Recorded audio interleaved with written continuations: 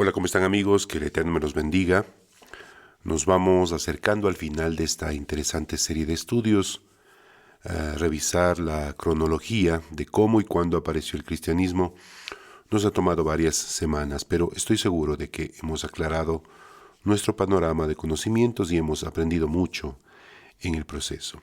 Siempre quiero hacerles la recomendación de cada estudio. La intención de estos estudios no es desvalorizar la fe de nadie, no es poner en tela de duda la fe, la convicción, lo que cree cada uno de los estudiantes. La intención es tener un acercamiento académico, un acercamiento un poco más investigativo, un acercamiento literal y con el análisis de los estudiosos, de la Torá, de los sabios, para entender mejor algo que considero que es importante, y es la razón de por qué creemos en el noajismo, que debemos conocer de dónde surgió el cristianismo, de dónde surgió el judaísmo, de dónde surge el noajismo. Y esa es la intención de estos estudios.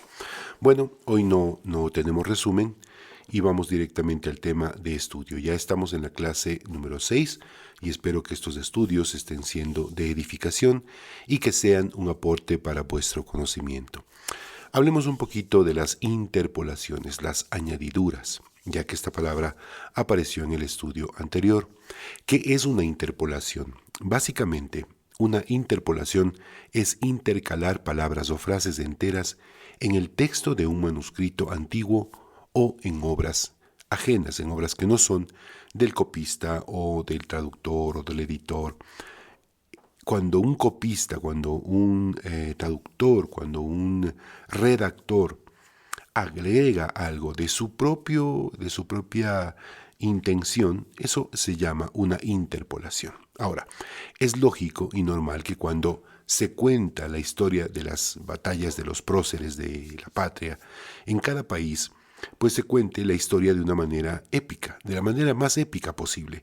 Ningún copista o redactor va a escribir sobre las carencias o las debilidades de los héroes de la patria, y la historia épica, contada una y mil veces, va adquiriendo cada vez algún detalle, una interpolación, una añadidura, algún detalle para enriquecer positivamente esa historia.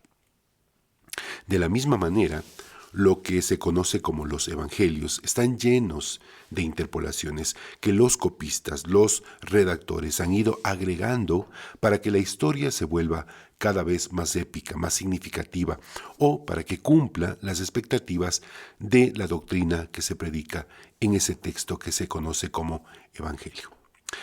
Es, en definitiva, un texto que se ha corrompido de forma voluntaria para hacerlo más atractivo al lector y, en este caso, al creyente cristiano.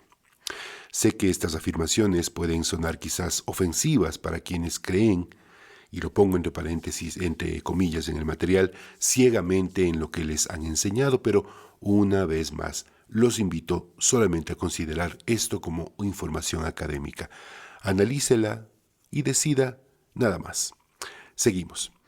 Como lo mencionamos en la clase anterior, este es un acercamiento académico, ya lo hemos dicho, no tiene nada que ver con la fe, pero no podemos tampoco estar ciegos al tema que lo manejan muchos filólogos, es decir, expertos en lenguas antiguas, científicos y estudiosos al respecto.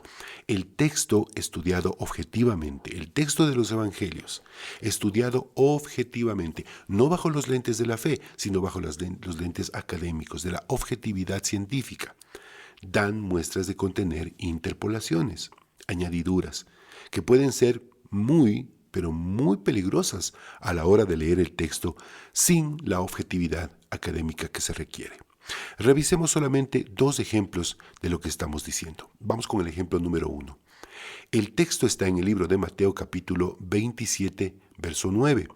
El texto está en el libro que se conoce como el Evangelio de Mateo capítulo 27, verso 9, y dice: así se cumplió lo dicho por el profeta Jeremías. Estoy haciendo énfasis en el material en estas dos palabras. Así se cumplió lo dicho por el profeta Jeremías, cuando dijo: y tomaron las 30 piezas de plata, precio del apreciado, según precio puesto por los hijos de Israel.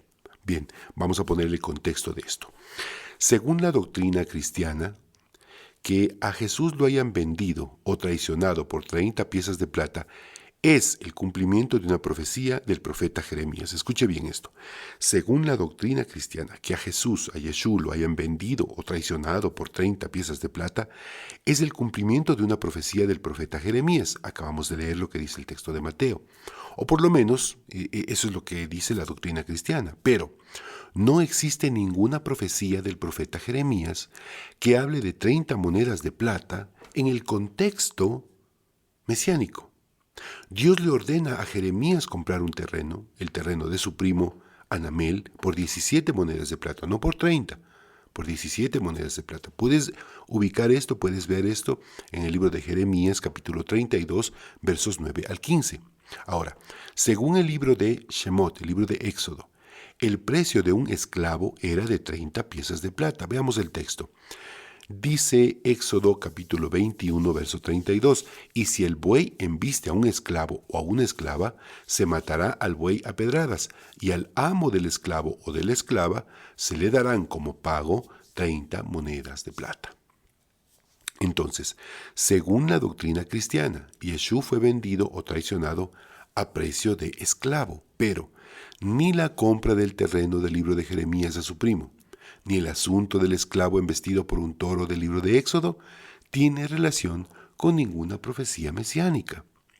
Quizás se está intentando conectar el asunto con el pasaje del libro de Zacarías 11. Zacarías 11, veamos el texto. Zacarías capítulo 11, verso 11 al 13, dice: Aquel día quedó anulada la alianza y los tratantes de ovejas que me estaban observando comprendieron que era el Señor quien hablaba por medio de lo que yo estaba haciendo. Les dije entonces, si les parece bien, páguenme mi salario y si no, déjenlo. Y me pagaron 30 monedas de plata, es decir, un valor mínimo, lo que se pagaba por un esclavo. Continúa, el verso 13 dice, el Señor me dijo, toma esas monedas, el espléndido precio que me han puesto. Es como que está hablando de una manera sarcástica, ¿no? Dice, toma esas monedas, dice el profeta de parte de Dios, el espléndido precio que me han puesto, y échalas en el tesoro del templo. Dice el profeta, yo tomé las 30 monedas y las eché en el tesoro del templo. Es decir, 30 monedas de plata es un valor despreciable, ínfimo, mínimo, no significativo, es valor de esclavo. Y Dios le ordena entonces a Zacarías que desprecie este valor que le pagaron a él y lo ponga en el tesoro del templo. La doctrina cristiana pretende relacionar estos versos con una supuesta profecía mesiánica del Antiguo Testamento, con la traición de Judas a su maestro por el valor de 30 monedas de plata, dinero que, nuevamente, según los evangelios, fue dejado en el templo. Bien, entonces, como estamos hablando de las interpolaciones, de las añadiduras, regresemos al texto de Mateo 27 para retomar el tema. Mateo 27, 3 al 10 dice. Mateo 27, 3 al 10 dice. Entonces Judas, el que le había entregado, viendo que era condenado, devolvió arrepentido las 30 piezas de plata a los principales sacerdotes y a los ancianos, diciendo, yo he pecado entregando sangre inocente. Mas ellos dijeron, ¿qué nos importa a nosotros? Allá tú. Y arrojando las piezas de plata en el templo, salió y fue y se ahorcó. Los principales sacerdotes, tomando las piezas de plata, dijeron, no es lícito echarlas en el tesoro de las ofrendas, porque es precio de sangre. Y después de consultar, compraron con ellas el campo del alfarero para sepultura de los extranjeros, por lo cual aquel campo se llama hasta el día de hoy campo de sangre. Y a continuación viene el verso que nos demuestra la innegable presencia de correcciones, de interpolaciones. El verso que contiene una interpolación, una añadidura. Viene el verso 9. Dice, así se cumplió lo dicho por el profeta Jeremías. Profeta Jeremías. No dice Zacarías, dice profeta Jeremías.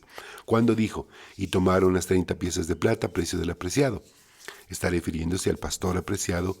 Y te recomiendo leer todo el texto del libro de Jeremías, del capítulo que estuvimos leyendo, y de Zacarías, para que puedas entender a qué se refiere. Sigo leyendo el texto. Dice, según precio puesto por los hijos de Israel, es decir, el precio del que vimos en el libro de Éxodo. Y las dieron para el campo del alfarero, como me ordenó el Señor. En ningún momento Jeremías ha hablado de ningún campo del alfarero. Yo no sé si te das cuenta, si lo has percibido. Quizás se equivocó Mateo, o quizás se equivocó el copista que estaba copiando el texto de Mateo. No sé, el copista tal vez desconoce los textos originales o pretende acomodar la historia para ajustarla a la doctrina cristiana. Es decir, incluir en el texto interpolaciones, añadiduras que encaminen al texto a favor de la doctrina cristiana. Jeremías nunca habló de 30 monedas, fue Zacarías. Jeremías no compró el campo de ningún alfarero, se lo compró a su primo. Zacarías está hablando del pago de un pastor de ovejas. ¿Dónde está la profecía mesiánica? ¿Dónde está? Bueno, vamos con otro ejemplo. Ejemplo número 2 de las interpolaciones. Ubiquemos nuevamente el texto de Mateo capítulo 27 y avancemos hasta el verso 24 y 25. Dice, y por cierto, la misma historia, con una que otra variación, está también en otros evangelios. Dice Mateo 27, 24 al 25. Viendo Pilato, y recuerden que Pilato fue nombrado gobernador de Judea en el año 26 de esta era, de la era común. Dice, viendo Pilato que nada adelantaba, sino que se hacía más alboroto, tomó agua y se lavó las manos delante del pueblo, diciendo, inocente soy yo de la sangre de este justo. De este justo, dice, un judío acusado de sedición contra el Imperio Romano podría ser considerado por un gobernador del Imperio Romano como justo. A ver, leamos despacito el texto, a ver, vamos a ver. Está hablando Pilato y dice, inocente soy de la sangre de este justo. Y yo les pregunto a ustedes, queridos estudiantes, un judío acusado de sedición contra el Imperio Romano podría ser considerado por un gobernador del imperio como alguien justo. Continúa diciendo Pilato, allá vosotros. Esto es como decir que la historia no me juzgue a mí, ni a Roma, ni a los romanos. Lo que pase con este judío es culpa de ustedes, como judíos. Después de todo lo que hemos estudiado, después de todo lo que hemos visto, después de entender sobre el odio visceral que se tenían judíos y romanos, conquistados y conquistadores, usted, apreciado estudiante, cree que Pilato, responsable del orden de la provincia romana de Judea, va a decirles a los saduceos, allá ustedes, hagan lo que ustedes quieran. Esto es claramente literatura cristiana, queridos estudiantes. Es literatura cristiana posterior. Es una invención cristiana, es una historia épica para magnificar la figura de este predicador galileo. Esto es una interpolación, una añadidura voluntaria, una corrupción voluntaria de un texto para colocar la culpa sobre el pueblo judío. Y aquí en el verso 25 viene precisamente la interpolación más peligrosa. Verso 25 dice, y respondiendo todo el pueblo, dijo, su sangre sea sobre nosotros y sobre nuestros hijos.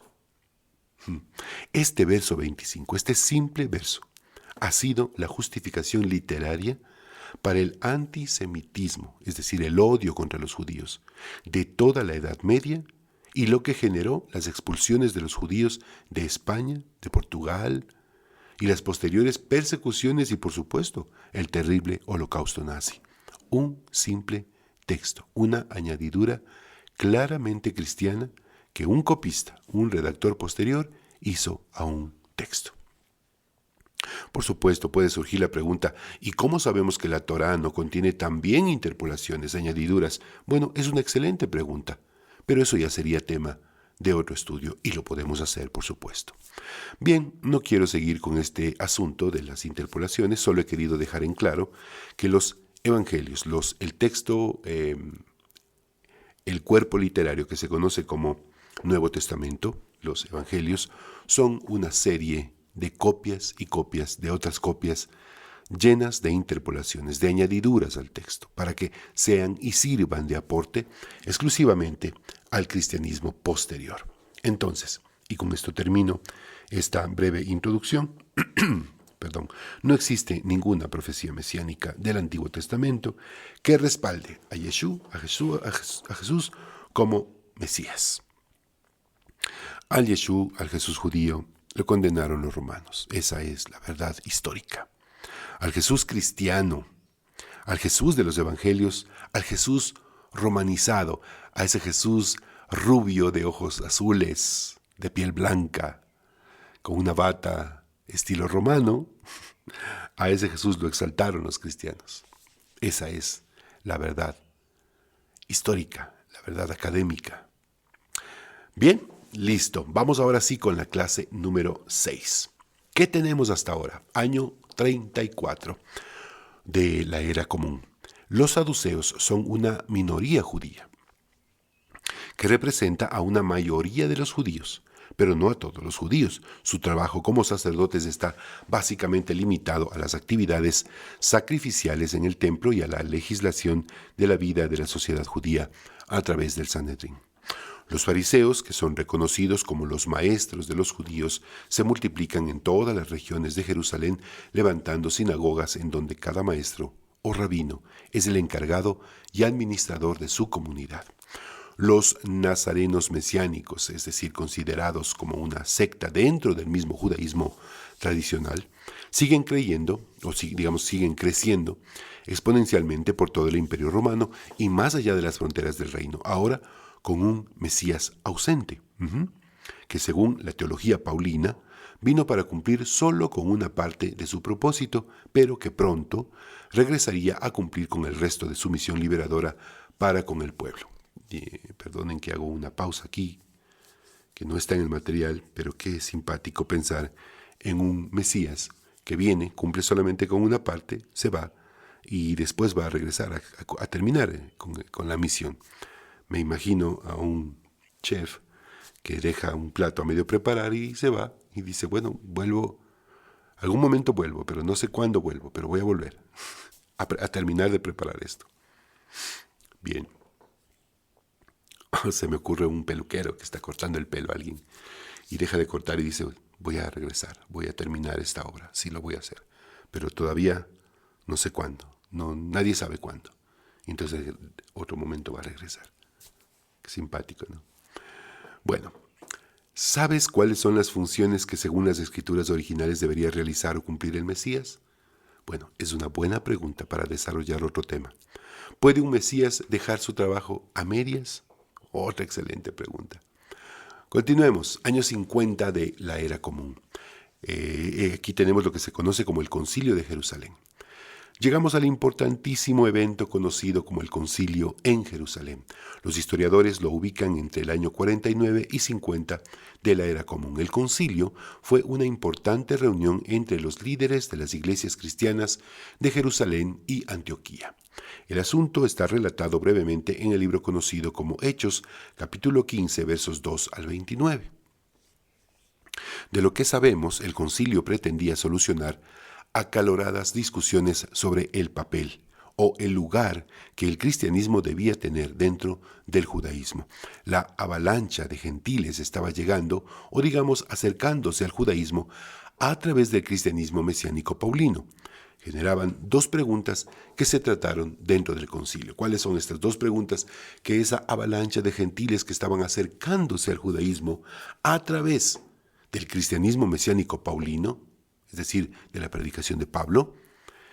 De ellos surgían dos preguntas que se iban a tratar dentro del concilio. Pregunta número 1. ¿Era legítimo el acercamiento de Pablo y Bernabé hacia los paganos, aunque estos no cumplían con los requerimientos del judaísmo? ¿Era legítimo el acercamiento de Pablo y Bernabé hacia los gentiles paganos, aunque estos no cumplen con los requerimientos del judaísmo?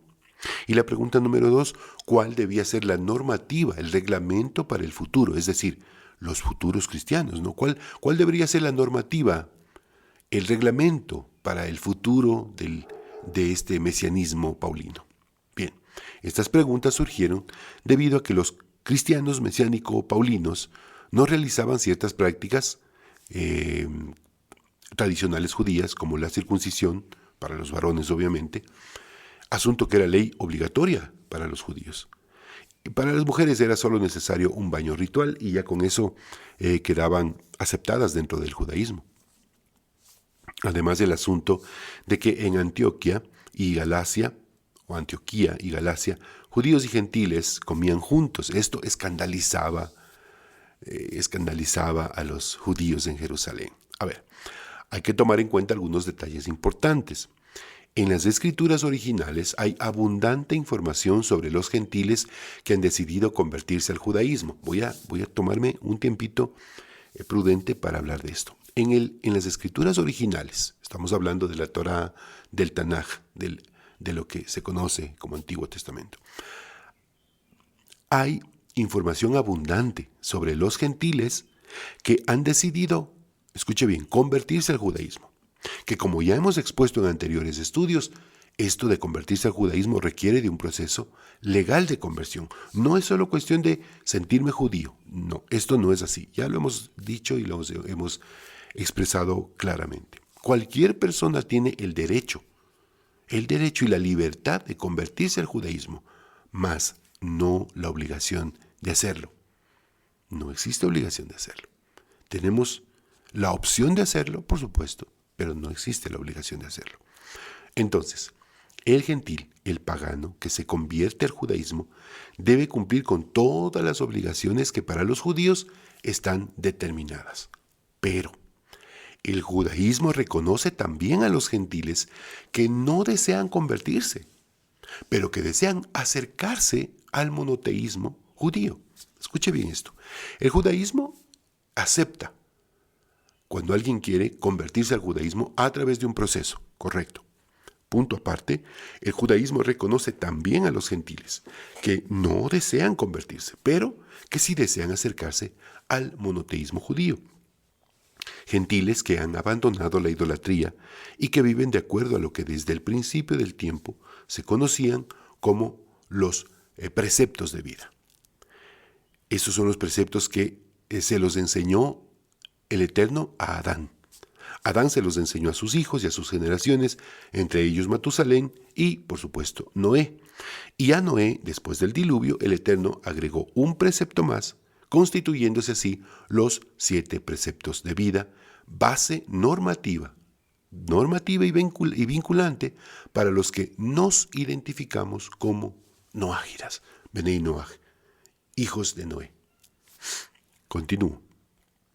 Si te interesa profundizar en el conocimiento de los 7 preceptos universales, voy a dejar en la descripción del video un enlace en donde tratamos este tema concretamente. Bien, entonces, el dilema religioso en el año 50 era no poco complicado. Estaban los judíos tradicionales que guardaban toda la ley de Moisés y no reconocían a Yeshua como Mesías. Estaban los gentiles convertidos al judaísmo que abrazaron toda la ley de Moisés, es decir, eran judíos convertidos. Estaban los gentiles noágidas, es decir, que vivían bajo los 7 preceptos de vida, pero que no eran judíos. Y estaban los cristianos mesiánicos que vivían bajo los lineamientos de la teología paulina. Como digo, el dilema religioso en el año 50 era no poco complicado. Estaban los judíos tradicionales, los gentiles convertidos al judaísmo, los gentiles noágidas que no eran judíos, pero que vivían bajo los preceptos de los 7 preceptos de vida, bajo el monoteísmo judío. Y estaban los cristianos mesiánicos que vivían bajo los lineamientos de la teología de Pablo. Y por supuesto también los gentiles paganos que no estaban relacionados con ninguno de estos grupos. Pero bueno, avancemos en el tiempo. Se levantan nuevos mesías, año 66 de nuestra era, de la era común. Este año es el punto de partida de otra guerra de los judíos, no de todos exactamente, estamos hablando obviamente de los celotas, contra los romanos, guerra que va a terminar con la destrucción de Jerusalén, el incendio del segundo templo y el exilio de una gran mayoría de judíos. A la guerra contra Roma se llega como resultado de un clima de progresivo deterioro en el marco de una situación social y económica determinada, bajo la presión de un mesianismo apocalíptico y liberador. Y esto es fruto también del propio desencuentro de la sociedad judía, profundamente dividida desde la época asmonea. Y esto les va a sonar como el guión de una película de conspiraciones políticas del primer siglo, pero es así. Es decir, los guerrilleros judíos, los celotas, secretamente apoyados y auspiciados por el Sanedrín de Jerusalén, ya no podían más. Tenían esa necesidad de hagamos algo, tenían esa misión entre ceja y tenían que levantar a un Mesías que encabece la liberación del pueblo judío. Así aparece en escena Yohanan ben Leví, más conocido como Juan de Giscala. El historiador Flavio Josefo nos habla sobre este Mesías en el libro cuarto de las guerras de los judíos, y en realidad eran varios los Mesías involucrados en estas revueltas. Estaba Juan de Giscala, Eleazar ben Simón y el sicario Simón Bar Yora. Como siempre digo, no me crean, investíguenlo.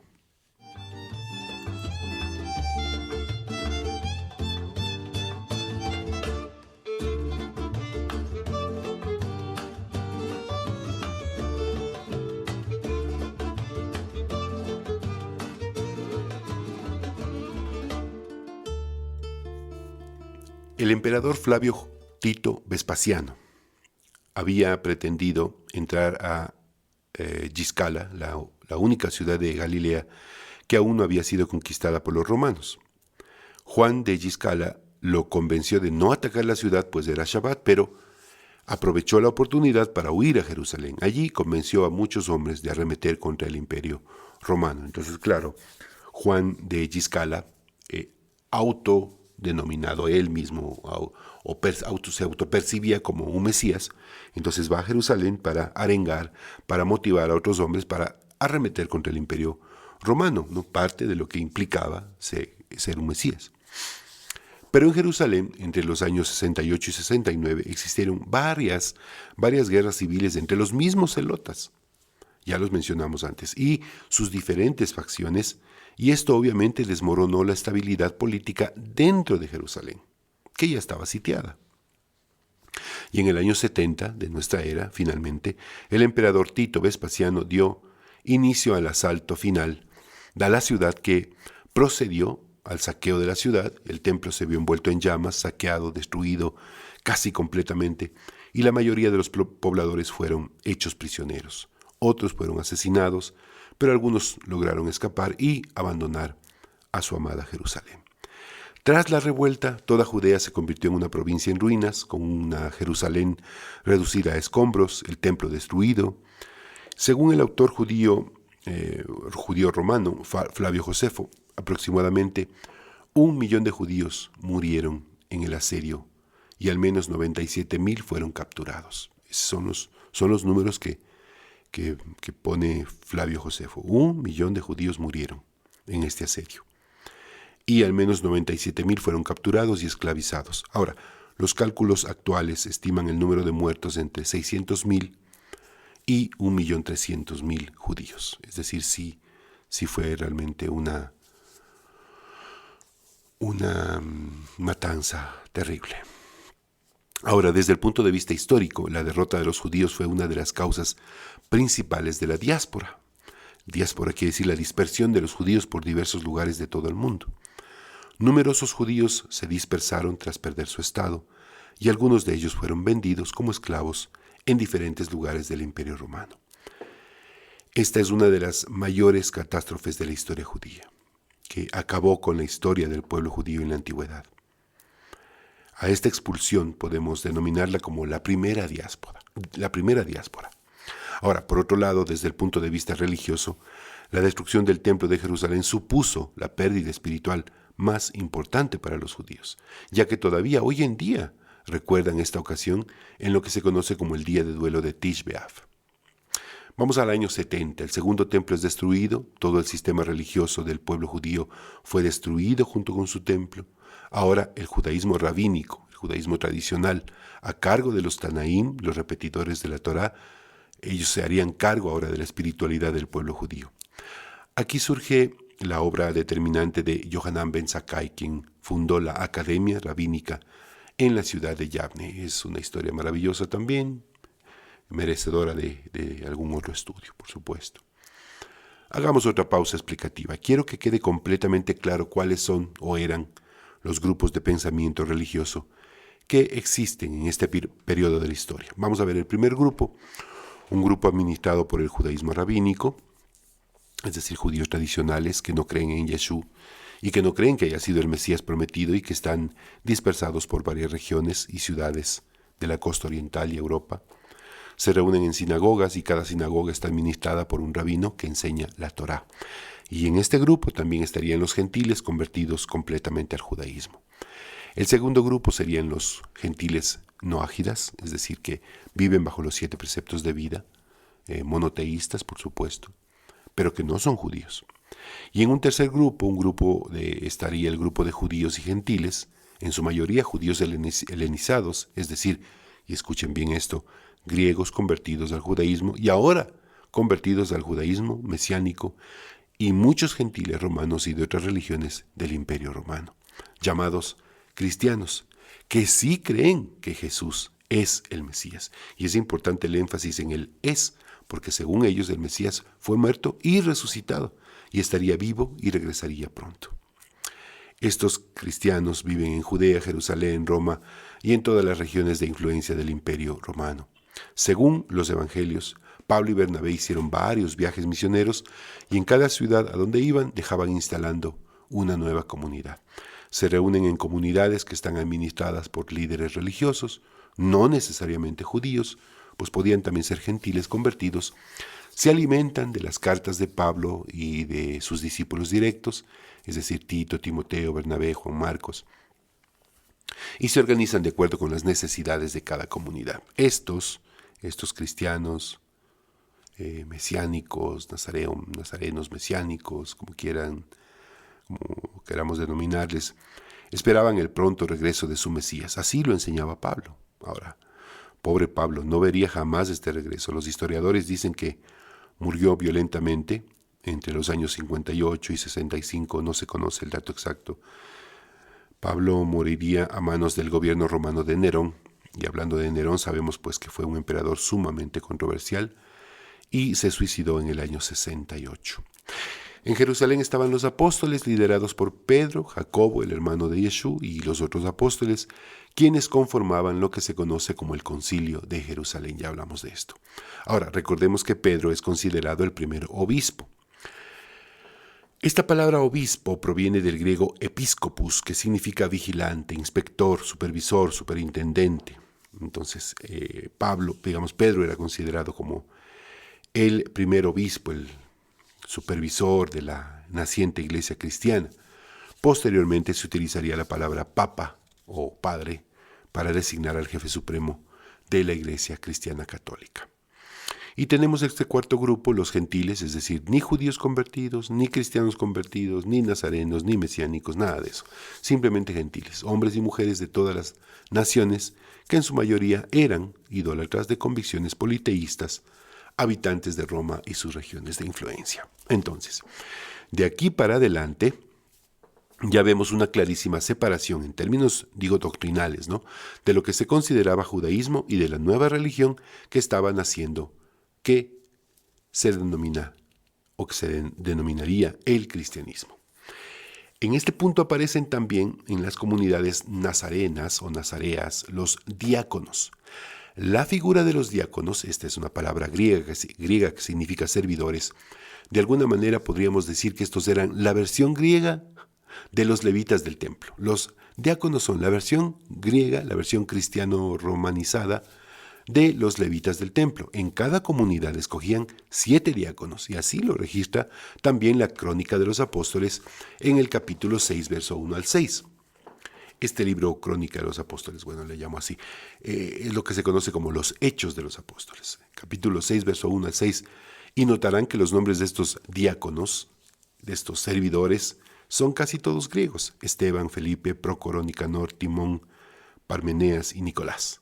Ahora, de igual manera aparece la figura de los obispos, palabra griega que ya dije significa inspector o vigilante. De hecho, la carta paulina a los filipenses, que está datada tentativamente en el año 61, menciona a los obispos y diáconos en su saludo introductorio. Dice Pablo y Timoteo, siervos, a todos los santos en Yeshua que están en Filipos, con los obispos y diáconos. Ahí están saludando Pablo a los obispos y diáconos. Bueno, decimos Pablo, pero posiblemente es algún copista posterior. Gracia y paz a vosotros, final, ¿no? Bien, entonces, así podemos ir viendo cómo se va conformando, se va estructurando esta nueva organización religiosa llamada cristianismo. De hecho, más adelante, en una de las cartas que Pablo escribe a su discípulo directo, Timoteo, le envía algunas características que debe poseer aquel que aspira a presidir una comunidad. Entre el año 71 de nuestra era y el año 81 se termina de construir el Coliseo Romano, tristemente célebre, ya que ahí se ejecutaron a muchísimos conversos al cristianismo, y ya para estos años la comunidad cristiana de Antioquía se había convertido en una de las más grandes del imperio, en parte debido a su singular mezcla de habitantes griegos y judíos y de una interesante mezcla de circunstancias de tipo doctrinales que surgieron de la doctrina paulina, las exigencias judías y las leyes noágidas, ¿no? Temas que se debatieron en el año 50 en este concilio con los apóstoles de Jerusalén. Básicamente, y para tratar de sintetizarlo en teoría, Pablo vio en el noagismo la gran oportunidad de otorgar a todos los gentiles la oportunidad de acercarse al judaísmo. Entonces, para un gentil inconverso, digamos idólatra, era más accesible aceptar los 7 preceptos del noagismo que aceptar los 613 misbot o mandamientos judíos. Como dije, si te interesa este tema, voy a poner un video aquí en la descripción en el que hablamos más de este tema de noagismo. Retomemos el tema de estudio. Pero llegó el momento en el que en las comunidades cristianas paulinas habían más gentiles convertidos que judíos helenizados. Es decir, sí, Pablo vio en el noagismo la oportunidad de que se acerquen más gentiles porque solamente tenían que aceptar los 7 preceptos de vida, no tenían que convertirse al judaísmo. Entonces, llegó el momento en el que en las comunidades cristianas paulinas había más gentiles convertidos que judíos helenizados, sin olvidarnos del hecho de que la doctrina paulina aceptaba y predicaba a Yeshua como el Mesías Salvador. Pablo era muy hábil para orientar a sus lectores, tanto a los de origen judío como a los de origen gentil, y un ejemplo de esto podemos verlo en la manera como manejó el asunto de comer o no comer carne ofrecida a los ídolos, cosa que para un gentil era algo normal, para un noágida estaba reglamentado, y para un judío tradicional era inadmisible, pero que finalmente, tras la elaborada doctrina paulina, escuchen bien esto, comer o no comer carne ofrecida a los ídolos era o se convirtió en un asunto de conciencia. Así lo dice la carta primera a la comunidad de Corinto, capítulo 13. ¿Sí? Se convirtió en un asunto de conciencia. Comer carne ofrecida a los ídolos era para un gentil algo normal. Para un noágida estaba reglamentado, había sus condiciones para que un noágida pueda comer carne sacrificada a ídolos.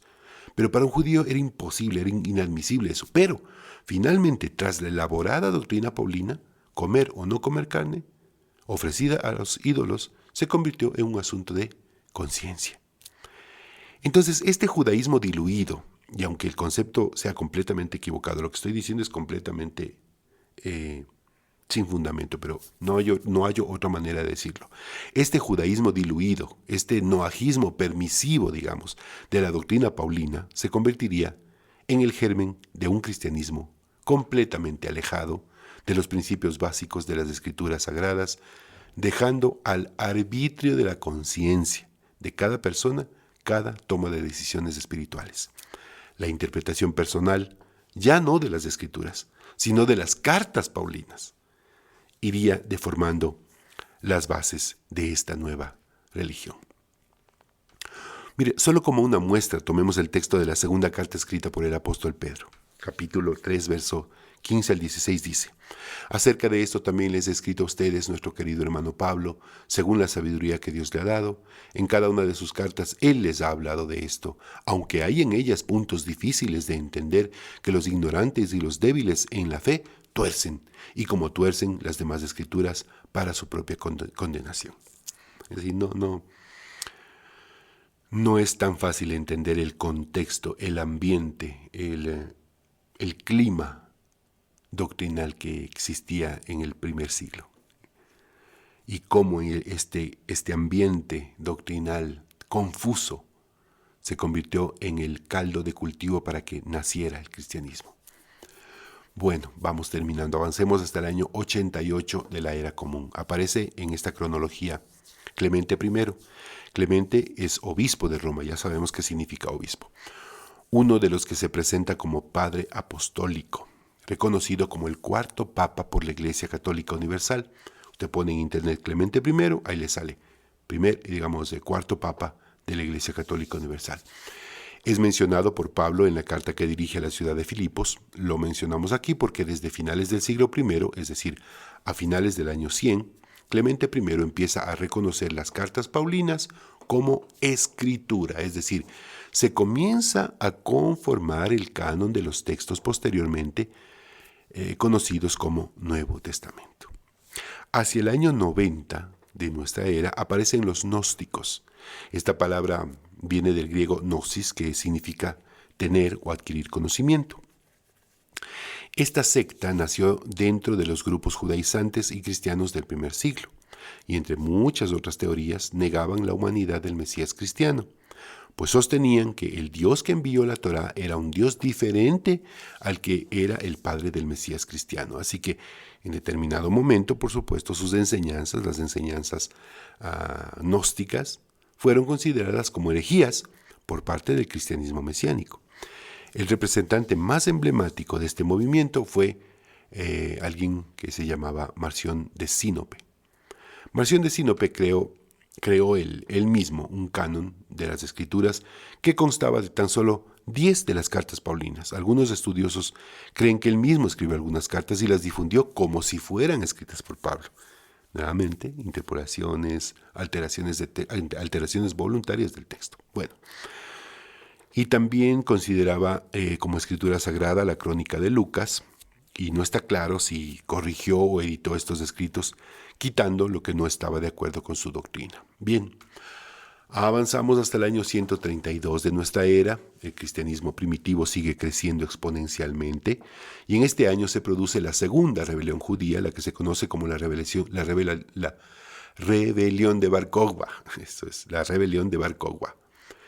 Bar Kokhba o Bar Kokhba. Esta rebelión se produjo debido a que el emperador Adriano levantó sobre los escombros de Jerusalén una colonia a la que llamó Aelia Capitolina, que significaba que esta ciudad estaba dedicada a la tríada de dioses llamada Capitolina. Estos dioses eran Júpiter, Marte y Jano, quien después fue sustituido por Quirino.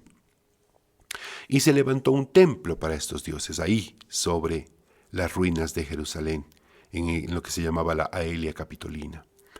Se levantó un templo para estos dioses, para el dios Júpiter concretamente, justo sobre el lugar en donde estaba el segundo templo judío.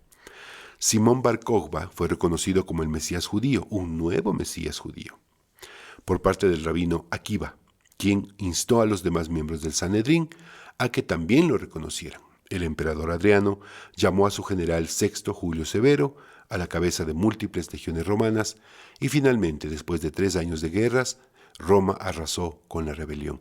Al menos 580,000 judíos fueron nuevamente exterminados, otros miles fueron esclavizados y miles más fueron definitivamente exiliados de su querida Jerusalén.